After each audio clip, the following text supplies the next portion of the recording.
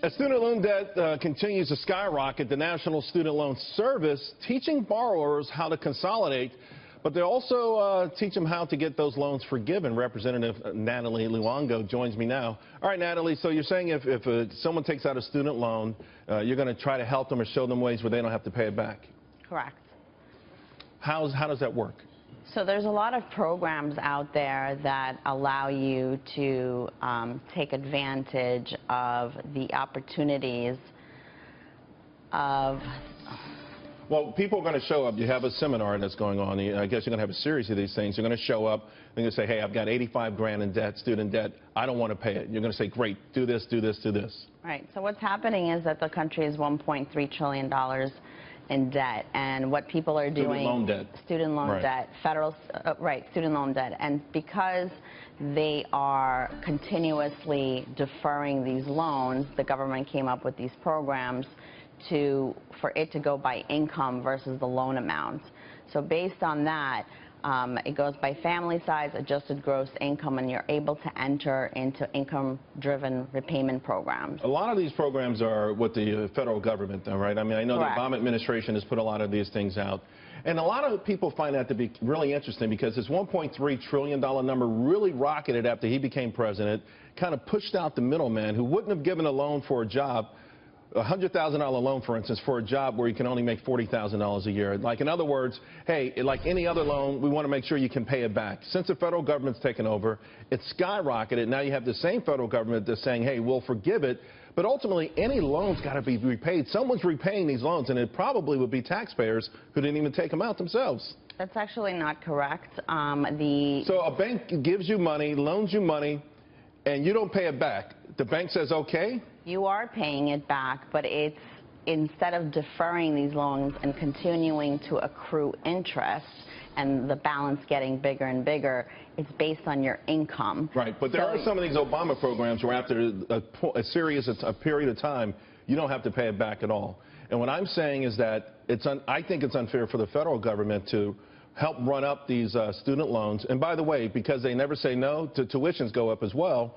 Have an economic backdrop where these kids can't get jobs and then say, well, we're forgiven. But that means somebody driving a cab is actually paying for some kid who got a loan because this person's paying their taxes. So where's that fair? And doesn't it take us further into the wrong direction? This $1.3 trillion could be $2 trillion real soon.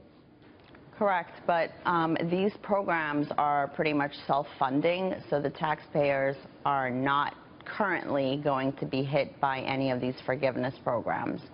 So again, because they're income driven, they're still paying back some of the loans, but there are programs like the public sector teacher loan forgiveness that, because they're in a lower income bracket, they are forgiving a portion of the student loans versus the entire debt. Is there any sort of help out there for these kids not to take the wrong courses? So they don't have a big loan amount, but they're in this, you keep repeating, these lower income brackets.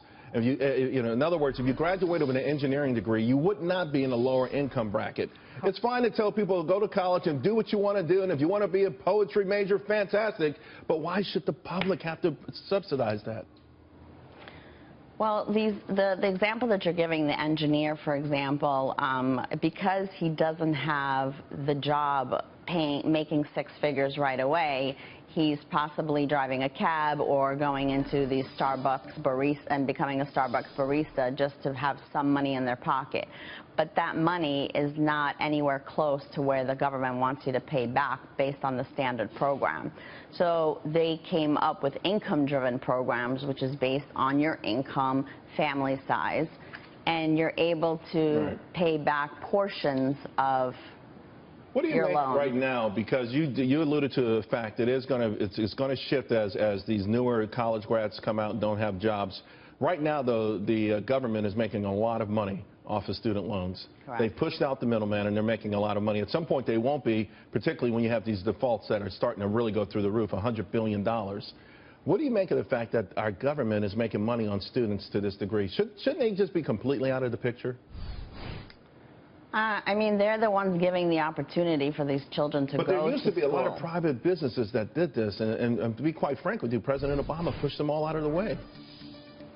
I mean, I don't necessarily agree. When you buy a house, the bank is giving you a $400,000 mortgage, and you're paying back 30 years later. The bank is making money on you. So now they see that there's an issue, and there is a difference between private loans and federal loans. Right. So therefore, the federal government is stepping in and trying to reduce that deficit. It just feels like they've made things worse, but we'll leave it there. Thanks a lot. Appreciate it.